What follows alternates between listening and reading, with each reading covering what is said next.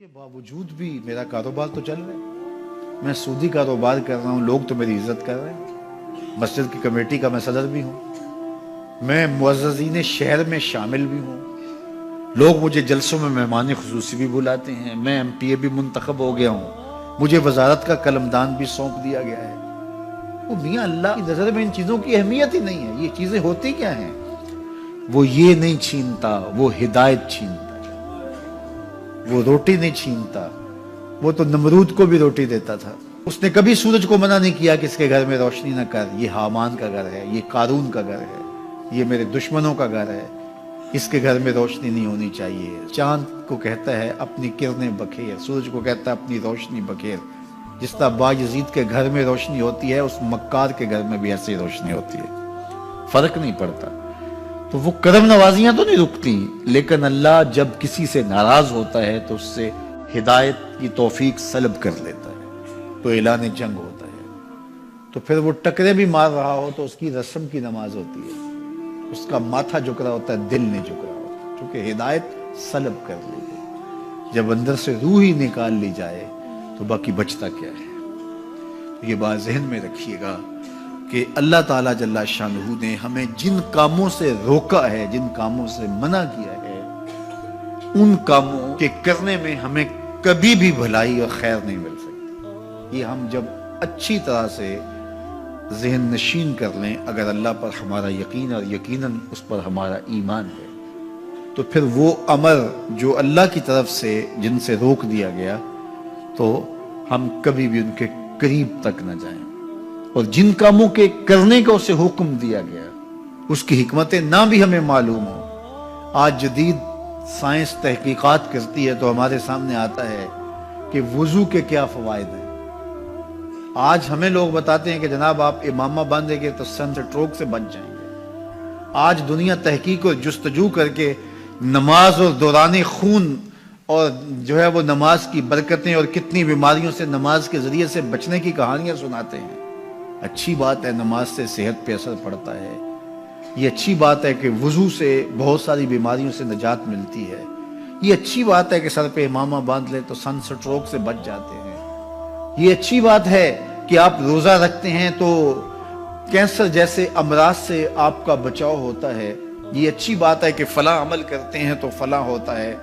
لیکن صاحب، ہم سن سٹروک سے بچنے کے لیے امامہ نہیں باندھتے، ہم محمد عربی کی ادا کے لیے باندھتے ہیں۔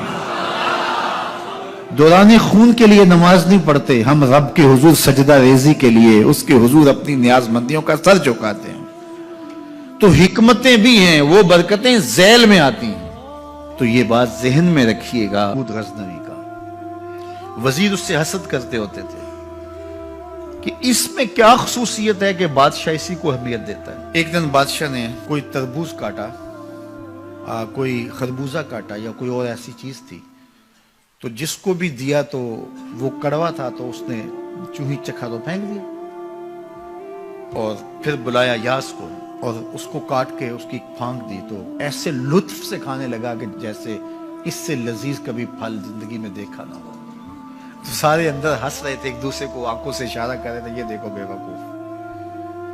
تو بادشاہ رک گیا اور کہا کہ ایاز، یہ جو فروٹ تم نے کھایا ہے یہ میٹھا تھا یا کڑوا؟ کہا بادشاہ سلامت کڑوا۔ تو کہا پھر اتنے ذوق سے کیوں کھایا؟ کہا کہ اس ہاتھ سے میں نے میٹھی نعمتیں کھائی ہیں، آج کڑوی ملی ہے تو تھوک دوں؟ کہا ایسا نہیں ہو سکتا۔ تو میاں کڑوا ہو تو وہ بھی قبول کیا جائے، نفس پہ شاک ہو۔ کڑوی وہ چیز ہوتی ہے جو نفس پہ شاک ہوتی ہے، نفس کرنا نہیں چاہتا، لیکن اس کے باوجود تمہارا دل کہے نہیں، یہ مالک کی طرف سے ہے۔ سخت سردی ہے، گرمی کی شدت ہے، پانی ٹھنڈا ہے اور موسم سرد ہے، پانی گرم ہے اور موسم بھی گرم ہے، رات کا پچھلا پہر ہے، تھکے ہوئے ہیں، لیکن آپ اس کے باوجود بھی اپنے رب کے حکم کو بجا لاتے ہیں۔ نفس پہ شاک ہے لیکن سینے میں ٹھنڈ ہی نہیں پڑتی جب اس کے حضور سجدہ ریزی نہیں کر لیتے۔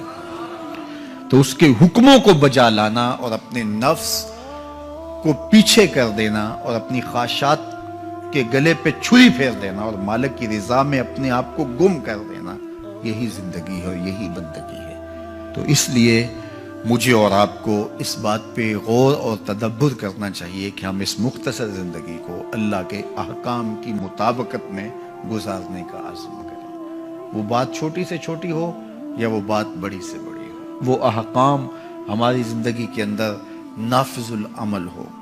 میں پھر وہ بات کہوں گا جو بار بار کہتا ہوں کہ میرے بزرگ ہم سے کہا کرتے تھے، یہ نہ ہو کہ لوگ تمہیں پوچھیں تم کون ہوتے ہو اور تمہیں بتانا پڑے کہ ہم مسلمان ہوتے ہیں۔ فرمایا کرتے تھے صاحب نہ کسی کو پوچھنا پڑے نہ تمہیں بتانا پڑے، تمہاری وضاحت، تمہارا طرز زندگی، تمہارا انداز معاشرت ایسا خوبصورت ہو، تم دور سے آ رہے ہو لوگ پہچان کے کہیں وہ دیکھو محمد عربی کا غلام آ رہا، تم شکل سے پہچانے جاؤ، تم کردار سے پہچانے جاؤ، تم وعدے سے پہچانے جاؤ۔ کتاب کا نام ہے بشر الکئیب فی لقاء الحبیب۔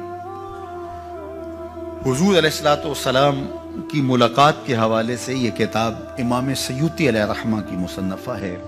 اس میں ایک واقعہ انہوں نے لکھا کہ ایک شخص قبر میں اترا اور نکیرین آئے اور انہوں نے سوال و جواب کا سلسلہ کیا، من ربوں کا، ما دینوں کا۔ اچھا، اس کی داڑھی میں چند بال سفید تھے جن کو وہ مہندی لگایا کرتا تھا۔ تو جب منکر نے کہا کہ من ربوں کا، تو نکیر نے اس کا ہاتھ پکڑ کے پیچھے کھینچتے ہوئے کہا اس سے سوال پوچھ رہا ہے، تو دیکھ نہیں رہا اس کی داڑھی میں اسلام کا نور چمک رہا ہے، اس کی داڑھی میں اسلام کا اجالا تمہیں دکھائی نہیں دے رہا؟ تو تمہاری وضع قطعی ایسی ہو کہ فرشتے بھی دیکھیں کہ یہ حضور کا غلام آ رہا ہے۔ اللہ کے ذکر سے رخ پھیر لے، اللہ کی یاد سے رخ پھیر لے، اللہ کے دین سے اعراض کرے، تو پھر خدا شناسی، قناعت، توکل اور اعمال خیر تو اس سے چھن ہی جائیں گے، اس کو خود فراموشی کے عذاب میں مبتلا کیا جاتا ہے۔ اور قرآن مجید نے ایک دوسرے مقام پہ ارشاد فرمایا وَلَا تَكُونُوا كَالَّذِينَ نَسُوا اللَّهَ فَأَنسَاهُمْ أَنفُسَهُمْ، ان لوگوں کی طرح نہ ہو جانا جنہوں نے رب کو بھلا دیا، وہ بھول گئے، اپنے رب کو بھول گئے۔ غفلت ایسی طاری ہوئی، سویر سے لے کر شام تک اور شام سے سویر تک دنیا دنیا اور دنیا ہی مقصد حیات بن گیا۔ دنیا میں آئے کس لیے تھے، مقصد کیا تھا، بھول گئے۔ میلہ دیکھنے کے لیے آئے تھے، گھر کا راستہ بھول گئے۔ اللہ اکبر۔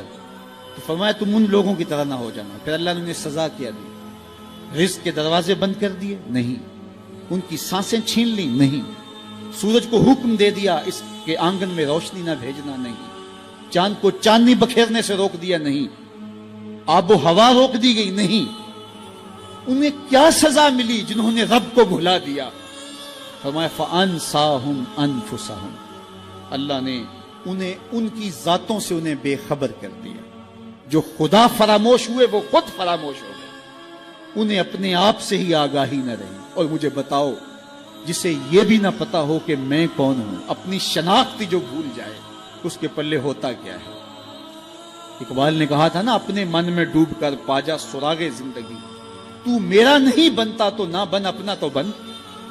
مجھے بتائیے 6 فٹ کا جوان ہو، قدے رانا رکھتا ہو، اس کی آنکھیں عقابی ہوں، ماتھا کشادہ ہو، رنگ چمک رہا ہو، ہونٹ گلابی ہوں، لیکن اس کی قمیص کے پیچھے گھر کا ایڈریس لکھا ہو کہ کسی کو ملے تو اس ایڈریس پہ پہنچا دے، تو آپ اس کا چہرہ دیکھ کے کہتے ہیں واہ کیا جوان رانا ہے، کیا اس کے ہونٹ گلابی ہیں، کیا نرگسی آنکھیں ہیں، کیا خوبصورت چہرہ ہے، کیا شمشاد قد ہے۔ لیکن اچانک نظر پڑی تو اس کے گھر کا ایڈریس اس کی قمیص کے پیچھے لکھا تھا۔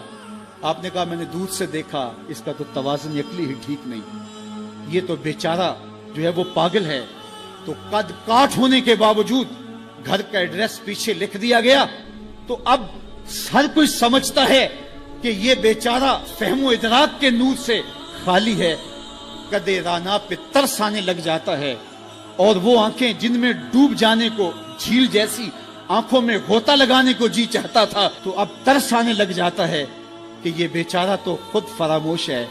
اللہ فرماتا ہے جس نے رب کو بھلا دیا، تم یہ نہ دیکھو اس کے بنگلے کتنے ہیں، یہ نہ دیکھو اس کے پاس کوٹھیاں کتنی ہیں، یہ نہ دیکھو اس کی چمکتی ہوئی کتنی لمبی گاڑی ہے, یہ نہ دیکھو کہ عالی نسب ٹاؤن کے اندر اس کا گھر ہے, یہ نہ دیکھو اس کا بینک بیلنس کتنا ہے, ہاں یہ بھی نہ دیکھو اس کے پاس وزارت کا قلم دان ہے, یہ بھی نہ دیکھو کہ یہ وزارت عظمیٰ کی کرسی پہ بیٹھا ہوا ہے, یہ بھی نہ دیکھو کہ اقتدار کی مستق پہ جھولتا ہے, یہ بھی نہ دیکھا ہو کہ یہ ڈائس پہ کھڑے ہو کے نعرے لگاتا ہے, لوگ آگے سے جواب دے کے واہ واہ کے ڈونگرے برساتے ہیں. کہا اس کی قمیض کے پیچھے لکھا ہوا ایڈریس پڑھ لو, فَأَنْسَاهُمْ أَنفُسَهُمْ, یہ وہ شخص ہے کہ جو اپنا پتہ بھول چکا ہے, جسے پتہ ہی نہیں کہ میں کون ہوں, اس دنیا پہ آیا کیوں, جو آ کے بھول گیا ہے اسے گھر کا رستہ ہی نہیں مل رہا, اور یہ بھاگا پھر رہا دنیا کے اندر. کیا بتائیں حباب کیا کار نمایاں کر گئے, بی اے کیا, نوکر ہوئے, پینشن ملی اور مر گئے, زندگی کا مقصد ہی نہیں ملا. کہا جو اس دنیا میں اندھا رہا کل قیامت کے دن بھی نابینا اٹھایا جائے گا. اس سے ان آنکھوں کی بے نوری مراد نہیں ہے, اس سے دل کی بے نوری مراد ہے. اسی لیے اقبال نے کہا تھا دل بینا بھی کر طلب خدا سے, کہ آنکھ کا نور دل کا نور نہیں ہے. آنکھ کا نور اور ہے, دل کا نور اور ہے. تو ہم دنیا کی مادی چمک کو دیکھتے ہیں, میرا مالک کہتا تمہارا دل ستھرا ہونا چاہیے. تمہارا منہ کالا ہو تو کوئی بات نہیں ہے, دل کالے نالوں منہ کالا چنگا, جے کو یہ رمز پچھانے ہو. اصل تو دل کی پاکیزگی ہے, اور دل رب کے ساتھ وابستہ ہو, اس کے رسول کے ساتھ وابستہ ہو. تو جس نے اللہ کے دین سے رخ پھیرا, اعراض کیا, تو پھر اس کا نتیجہ کیا ہو کہ اس کی زندگی تلخ ہو جائے گی.